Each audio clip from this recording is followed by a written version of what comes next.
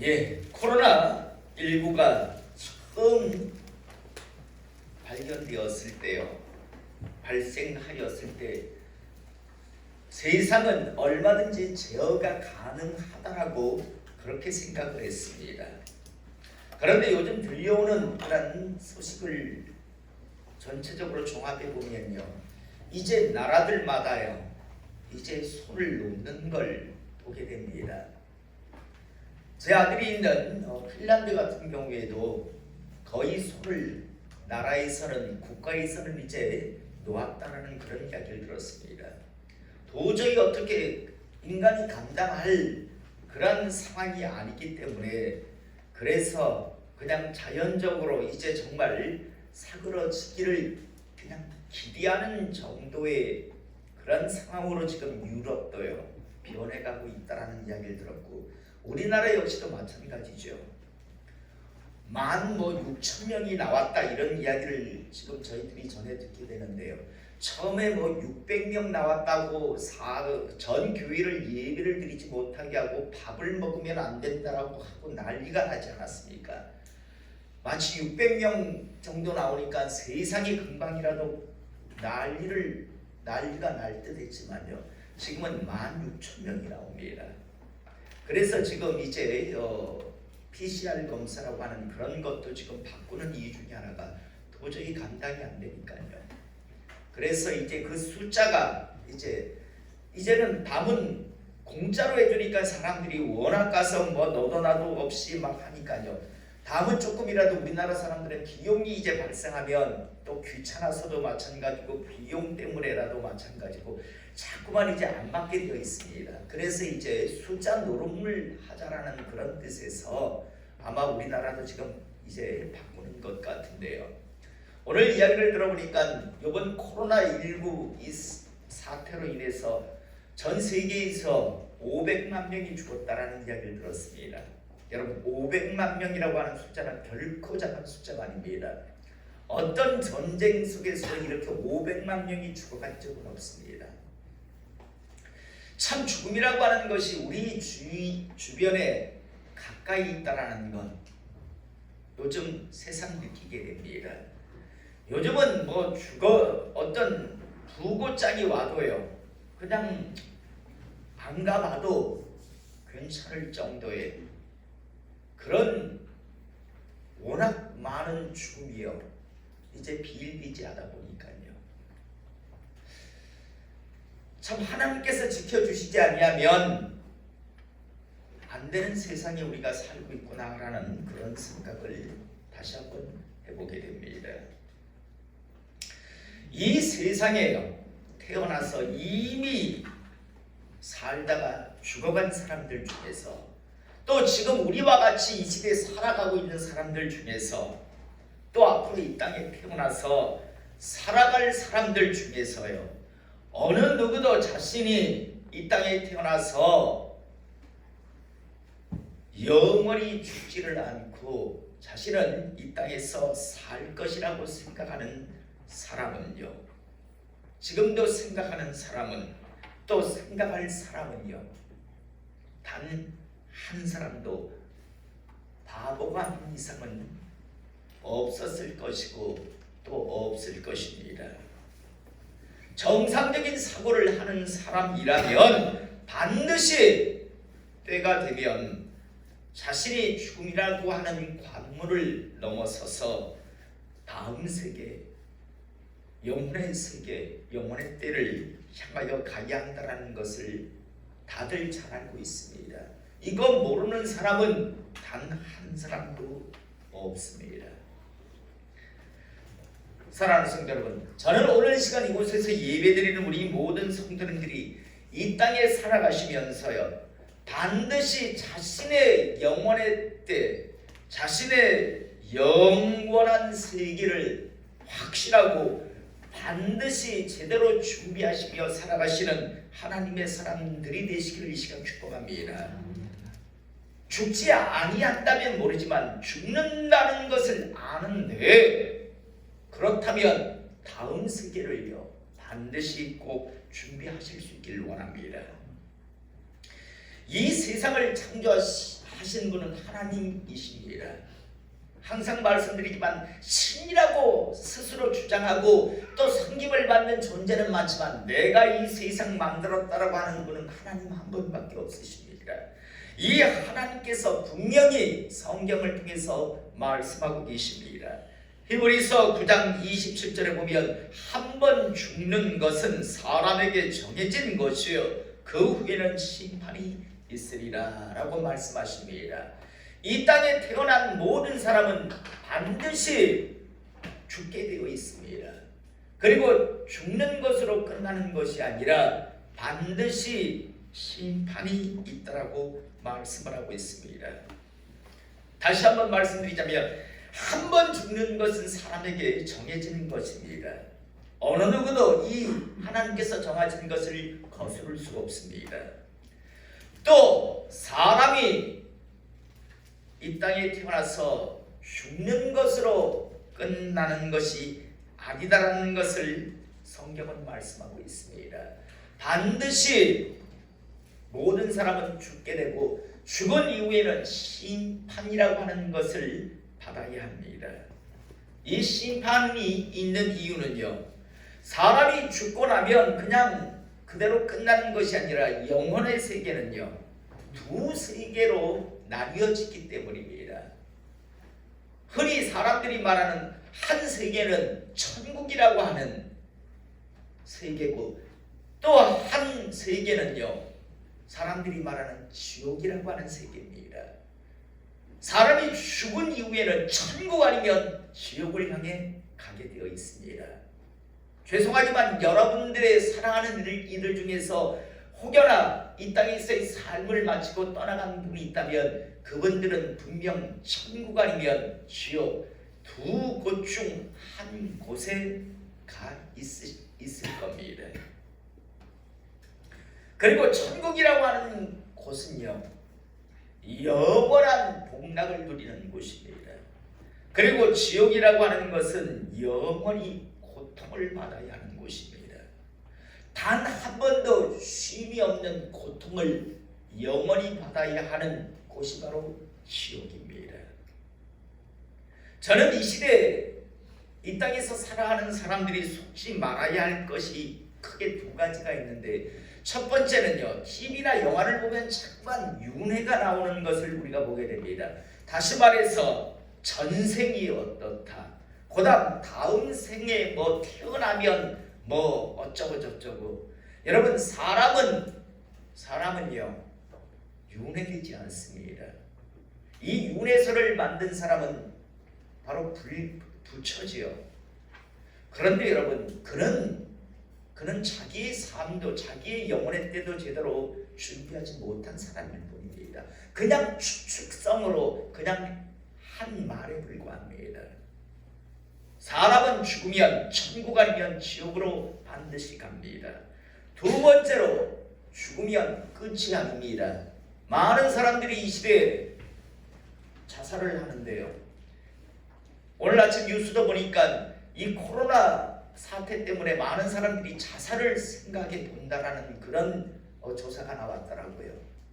사람들은 쉽게 생각합니다. 죽으면 뭐 끝인데, 이 고통 끝나겠지, 이 어려움 이제 끝내겠지. 여기에 사람들이 자꾸만 속습니다. 여러분, 죽음 이후에 다음 세계가 기다리고 있는데요, 여러분, 자살을 하면 고통 끝이 아니라 진짜 고통 시작이 됩니다. 영원히요. 많은 그런 사람들이 속습니다.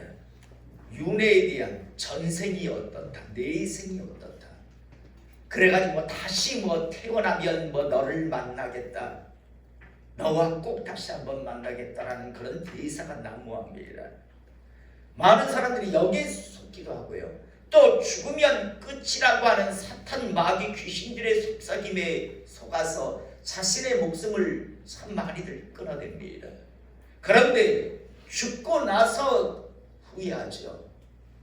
지옥 불구덩 위에서 영원히 이 세상에서 했던 그 어려움, 그 고통이라고 하는 건 정말 세 발의 피, 정말 비교도 할 수 없는 그런 고통이었다는 것을 뒤늦게 깨달지만, 그러나 여러분 그때는 이미 늦게 됩니다. 저는 오늘 이 시간 우리 성도들이 이 두 가지에 대해서 속지 않기를 원합니다. 윤회란 없습니다. 뭐 한 번 이 땅에서 요번에는 뭐 살다가 다음에 또 태어나서는 뭐 어쩌고저쩌고 뭐 전생을 본다는 도 이건 귀신의 장난일 뿐입니다. 그 다음 죽고 나면 끝이 아니라 죽으면 반드시 두 세계가 기다리고 있다는 사실 또한 잊지 않기를 이 시간 축복합니다. 그런데 여러분, 사람은 태어나면 반드시 죽습니다. 죽고 나면 이제 두 세계를 향해 천국 아니면 지옥을 향해 가는데, 그렇다면 죽음 이후에 천국과 지옥의 판결의 기준이 되는 게 무엇일까요? 바로 성경입니다. 그래서 사람들은요, 성경을 제대로 알아야 하고 또 귀하게 여겨야 합니다. 이 세상에 나온 책 중에 가장 많이 팔린 책이 어떤 책인 줄 아십니까? 성경입니다. 많은 사람들이 성경을 많이 구입은 합니다. 그런데 그 안에 내용을 제대로 읽지 않기 때문에, 그 안에 내용이 왜 중요한가? 장차 천국과 지옥을 판결하는 데 있어서 심판주의신 예수님은요, 그냥 그날 기분 상태에 따라 천국 지옥을 판결하는 것도 흑임이냐 백임이냐, 많이 배웠느냐 많이 못 배웠느냐, 이런 것 가지고 심판을 하시는 것이 아니라, 재판을 하시는 것이 아니라요, 반드시 성경의 기준을 가지고요 이제 재판을 하신다는 사실입니다. 저는 다시 한번 우리 성도님들이요, 성경을 제대로 알고 제대로 배우시기를 이 시간 축복합니다. 여러분, 이제 세상은 그게 죄가 아니라고 이야기합니다. 그러나 성경에서 그건 죄다라고 하면 그건 죄입니다. 그래서 나중에 세상에서는 어떤 죄도 짓지 않고 살았다라고 하는 사람이 정작 주님 앞에 갔을 때는 넌 지옥이라는 판결을 받을 수 있다는 사실에 대해서 꼭 기억하시며 성경 말씀대로 살아가시는, 성경의 기준대로 인생을 살아가시는 하나님의 사람 되시기를 이 시간 축복합니다. 성경은 분명히 경고하고 있습니다. 히브리서 4장 12절 13절의 말씀을 보면 하나님의 말씀은 살아있고 활력이 있어 좌우의 날선 어떤 검보다 예리하여 혼과 영과 및 관절과 골수를 찔러 쪼개기까지 하며 또 마음과 생각과 뜻을 판단하나니 지으신 것이 하나도 그 앞에 나타나지 않음이 없고 우리의 결산을 받으실 이의 눈앞에 만물이 벌거벗은 것 같이 드러나느니라. 이건 단순히 성경 말씀에 대한 능력이 아니라요, 성경 말씀이 장차 심판의 기준이 될 때의 말씀을 지금 하고 있는 겁니다. 성경 말씀의 기준을 가지고 이제 낱낱이 정말 왜 했는가, 무슨 의도였는가, 그 속마음까지도 낱낱이 하나님 앞에 말씀의 기준을 가지고 이제 심판받을 것이다라고 하나님은 성경을 통해서 말씀하고 있습니다. 벌거벗은 몸과 같이 낱낱이 드러날 것이다라고 말씀합니다. 저는 다시 한번요, 이 심판의 때 정말 우리의 영과 혼과 관절과 골수를 찔러 쪼개기까지 하나님 앞에 생각과 마음과 뜻까지 다 드러나는 그 순간이 두려움과 괴로움의 순간이 되지 않기를 이 시간 축복합니다. 다시 한번 분명히 말씀드리지만 마지막 주님께서 심판하실 때 심판의 기준은 사람의 평판도 아니고요, 인정도 아니고 이 땅에서 어떤 그런 위치에 있었는가도 아닙니다. 몇십 년 교회에 다녔는가도 아닙니다. 다만 하나님 말씀의 기준을 가지고 딱 비추어 보았어요. 그래서 천국과 지옥을 판결합니다. 그래서 제가 성경을 라틴어로 카논이라고 한다고 했죠. 그 뜻은 첩도란 말입니다.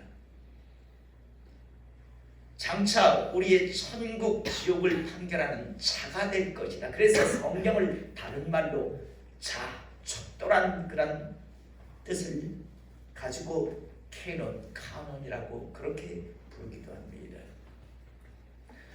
다시 한번 우리 성도님들은 영혼의 때를 확실하게 준비하실 수 있기를 이 시간 축복합니다. 다른 사람의 영혼의 때를 준비하라는 것이 아니라 자신의 영혼의 때를 준비하시라고요. 뒤늦게 지옥 판결을 받고 그때 뒤늦게 몸부림치지만 그때는 늦습니다. 제가 자주 말씀드리잖아요. 그래서 전도서에서는 산 개가 죽은 사자보다 낫더라고요. 살아있을 때가 기회입니다. 죽고 나면 그때는 아무리 몸부림쳐도 그때는 바꿀 수가 없습니다. 언젠가 어떤 드라마를 보다 보니까 어떤 배우가 이런 대사를 하더라고요. 나와 함께 이제 지옥 불끄덩이에 가서 영원히 고통을 받자. 악인들이 서로 나누는 대화인데 제가 저게 얼마나 무서운 이 말인데 저걸 저렇게 하고 있지.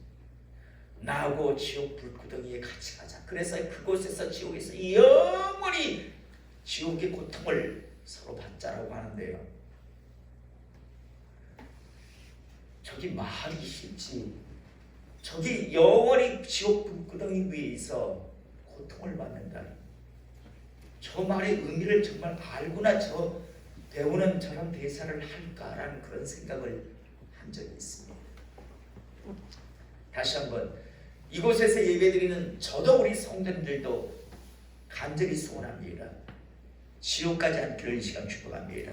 우리 옆 사람과 함께 정말 한번 정말 좌우에 있는 사람, 앞에 있는 사람, 우리 지옥까지 맙시다라고 한번 정말 인사합시다. 자, 우리 정말 진심되게 인사합시다. 지옥까지 맙시다. 예, 정말 지옥까지 맙시다. 많은 사람들이 교회 안에 있으면서요 지옥에 가요. 많은 사람들이. 주님께서 너무나도 리얼하게 표현하시잖아요. 마지막 영혼의 때 이를 갈며 후회하는 자들이 있을 거라고요. 그때가 기회였는데 얼마든지 천국 갈 수 있었는데 그런데 그 기회를 놓쳐서 결국 영혼의 때 지옥의 불끄덩이 위에서 이를 갈며 후회하는 자들이 있을 것이다 라고 주님께서 말씀하셨던 재판장이신 주님께서 그런 표현을 하시면서까지 마지막 때 이를 가는 자들이 있을 거다. 바깥 어두운데 다시 말해서 지옥에 떨어져서 이를 가는 자들이 참 많을 것이다 라고 하는 그 표현이 정말 두렵습니다. 다시 한번 우린 죽는다는 걸 우린 다 알고 있습니다. 죽음 이후에는 심판이 있고요. 이 심판에 따라 천국과 지옥으로 나뉘어지는데 이 기준이 성경이라고 하는 사실, 이 핵심만큼은 정확하게 가지고 신앙생활 하시기를 이 시간 축복합니다. 오늘 이제 우리가 읽은 본문 말씀은요, 함께 은혜를 나누고자 하는 말씀은 오래전 이 땅에 태어나서요 마치 이 땅에서 영원히 살 것 같이 자기 자신 입장에서는 정말 치열하게 살았던 사람의 마지막 이제 죽음의 모습을 오늘 우리는 보게 됩니다. 그 사람의 이름은요 요압이라고 하는 사람입니다. 이 요압이라고 하는 사람은 이스라엘의 위대한 장군이자 영웅 호걸이라고 불리는 사람이었습니다.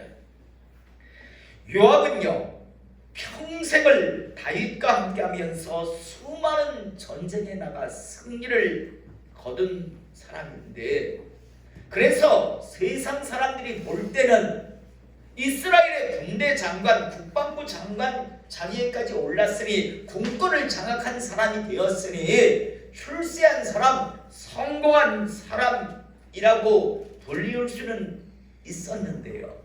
그런데 안타까운 건요, 이 사람은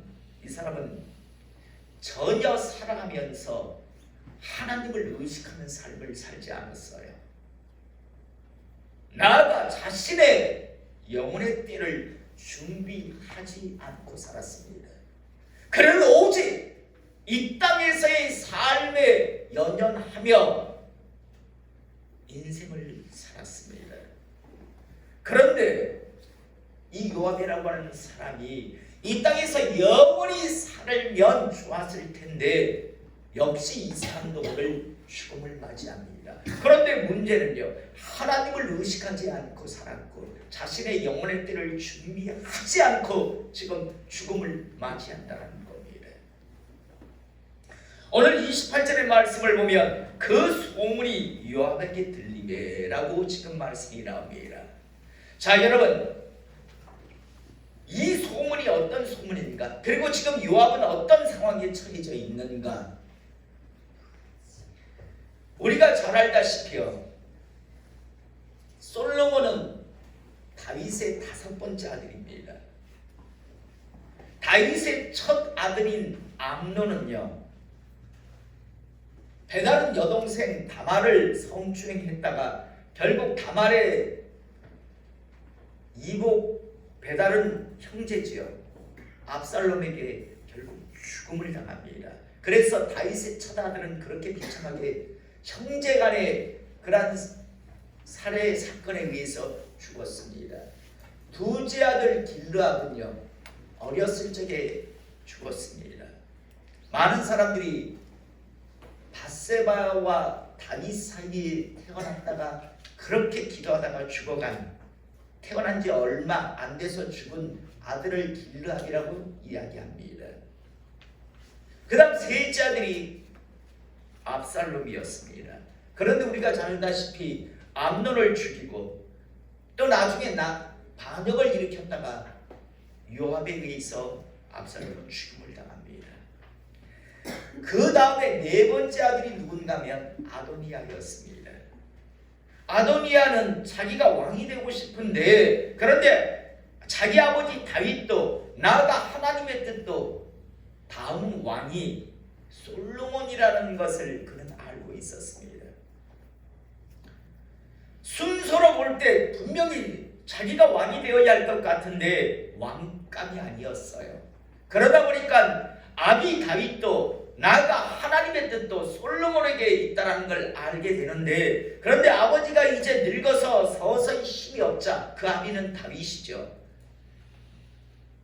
하나님의 뜻이고 아버지의 뜻이고 관계없이 내가 왕이 되어야 하겠다고 하는, 순서상 내가 네 번째 아들이니까 내가 왕이 되는 게 맞지라는 생각을 합니다. 그래서 나름대로 계획을 도모하는데 신정 못 가니까 제사장 하나를 끌어들입니다. 이 제사장은 아비아달입니다. 그다음 이제 공권을 잡은 사람을 끌어들여야 하는데 그래야 힘이 있잖아요. 그래서 끌어들인 사람이 요압이었습니다. 그래서 아도니아, 아비아달, 요압이, 다윗이 이제 늙어서 어떤 정치를 하지 못하는 상황일 때, 이때 스스로 왕이 됩니다. 그러나 여러분, 하나님의 뜻이 아니면 아무리 치밀한 계획을 세웠다 할지라도 그 계획은 무산될 수밖에 없습니다.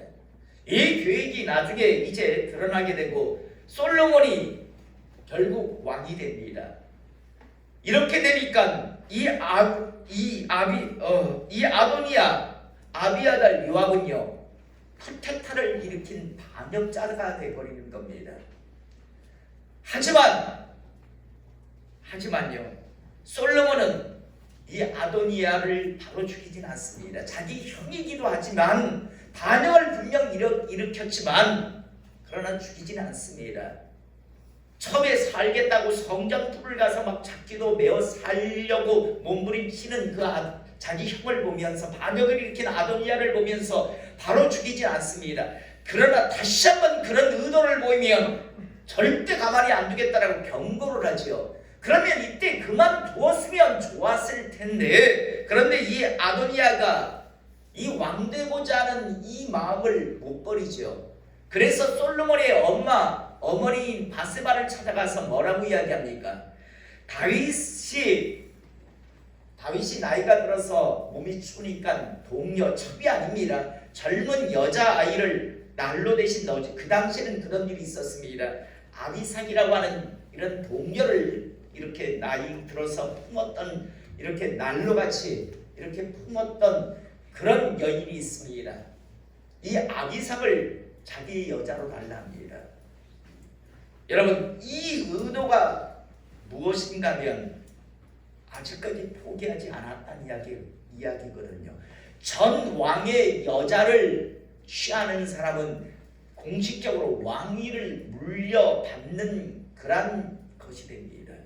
그러니까 아도니아가 이제부터 가만히 있으면 목숨은 안 건들겠다고 경고를 했음에도 불구하고 아주 교묘하게 바스바를 찾아가가지고 다윗의 여인이었던 동료였던 아비삭을 달라고 이야기합니다. 그런데 바스바는 눈치를 못 챕니다. 아도니아가 어떤 의도로 지금 아비삭을 달라고 했는지를 모르다 보니까 솔로몬에게 가가지고 아도니아 네 형이 아비삭을 달라는데 그냥 주자라고 이야기합니다. 그러자 왜 나라도 주지요, 왕위도 그 아도니아에게 나눠주지요 하면서 막 화를 냅니다. 솔로몬은 의도를 알았어요. 그래서 결국 어떡합니까? 아도니아를 죽여버립니다. 자, 그 다음 아비아달이라고 하는 제사장에게 죽이진 않습니다. 그 대신 제사장의 직에서 이제 내려오게 합니다. 더 이상은 이제 아비아달이라고 하는 집안은요, 제사장 집안이 되지 못합니다. 그래서 아비아달이 내려오면서 이제 제사장이 본격적으로 이제 주역의 제사장이 되는 사람이 바로 사독입니다. 나중에 예수님 오셨을 때 사두개인이라고 하는 사람이 바로 이 사독의 후손들입니다. 자, 어찌되었든요, 같이 반역을 일으켰어요. 그런데 반역의 주도자였던 아도니아도 이제 솔로몬에 의해서 죽었습니다. 아비아달 제사장은 이제 제사장직에서 쫓겨났습니다.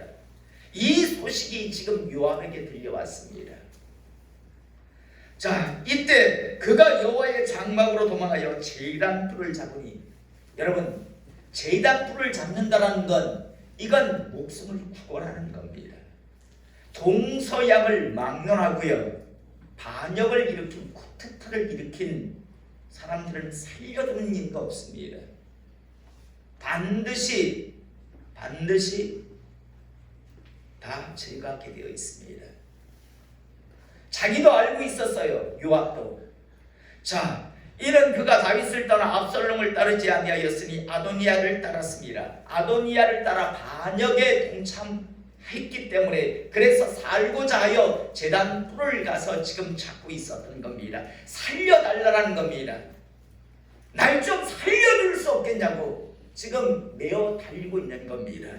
29절에 어떤 사람이 솔로몬 왕에게 아뢰되 요압이 여호와의 장막으로 도망하여 제단 곁에 있나이다. 누가 이야기합니다. 요압이 지금 여호와의 장막으로 도망하여 제단 곁에 있다라고 이야기합니다.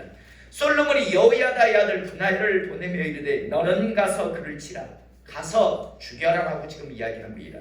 브나야가 여호와의 장막에 이르러 그에게 이르되 왕께서 나오라 하시느니라. 그가 대답하되 아니라 내가 여기서 죽겠노라. 정말 죽겠다는 이야기가 아니라, 설마 여기에 내가 하나님의 성전에 들어와서 지금 제단 뿔을 잡고 있는데 설마 여기에서까지 나를 죽이겠는가라고 하는, 어떡하든지 목숨을 구원하고자 하는 그런 모습을 지금 보이고 있는 겁니다. 브나야가 돌아가서 왕께 이르되 요압이 이리 내게 대답하더이다. 왕이 이르되 그의 말과 같이 하여 그를 죽여 묻어라.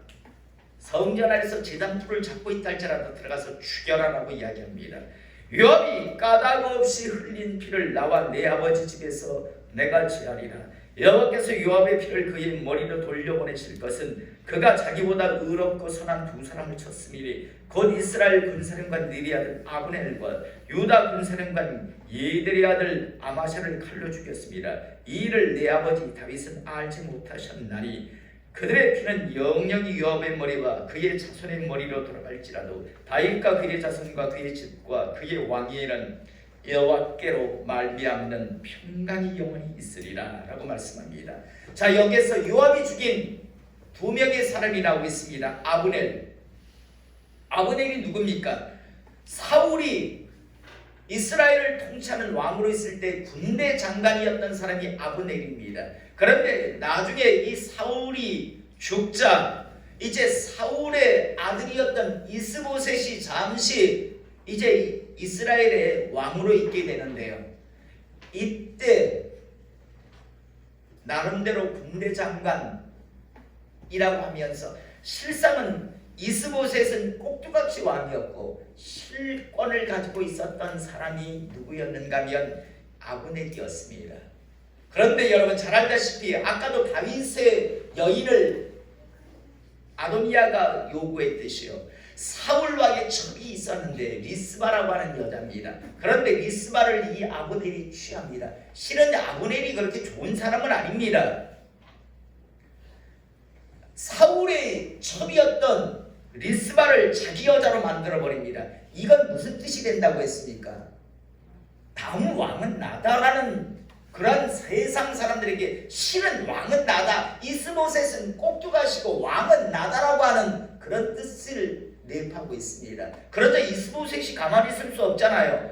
왜 리스바를 취하느냐? 왜 내 아버지의 여자를 취하느냐? 단순히 여자를 취했다라고 뭐라는 게 아니라 왜 나를 이렇게 모욕을 주느냐? 내가 꼭두각시라는 걸 세상 사람들에게 이렇게 드러내느냐라고 하는 그런 원망을 하는 거죠. 그러자 어떻게 합니까? 이 아브넬이요 다윗을 찾아갑니다. 다윗을 찾아가서 그냥 우리 이 나라 다 너한테 다 넘겨줄게. 내가 지금 실질적으로 이 모든 나라를 내가 다스리고 있는데 이 나라 너한테 그냥 통째로 넘겨줄게라고 하는 이야기를 합니다. 여러분 인간적으로 볼 때는 뭐 좋니 나쁘니 할 수 있지만 다윗은 이때 판단합니다.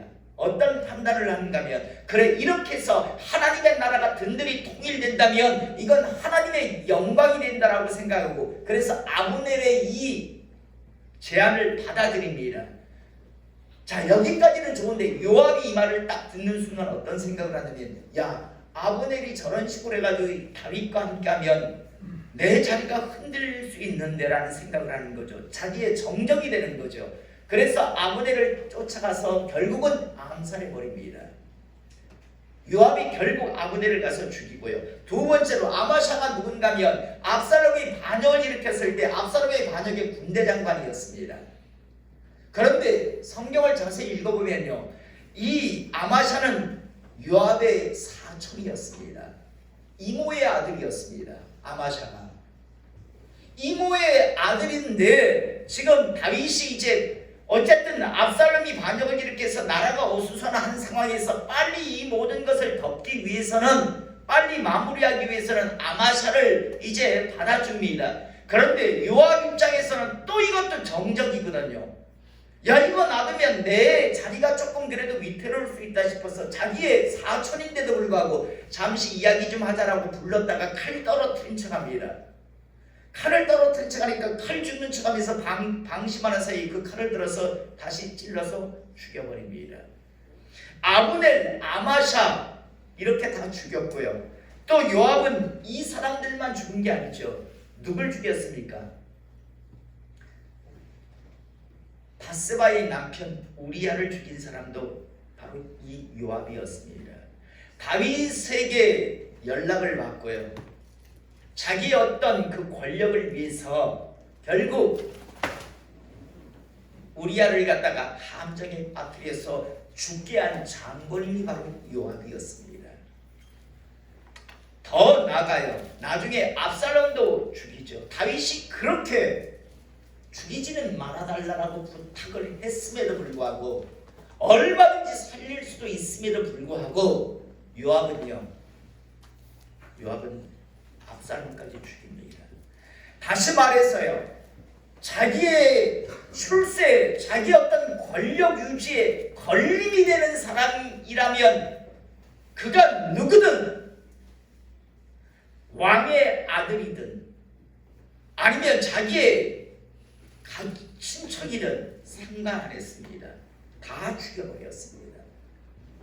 오직 자기의 영달을 위해서요.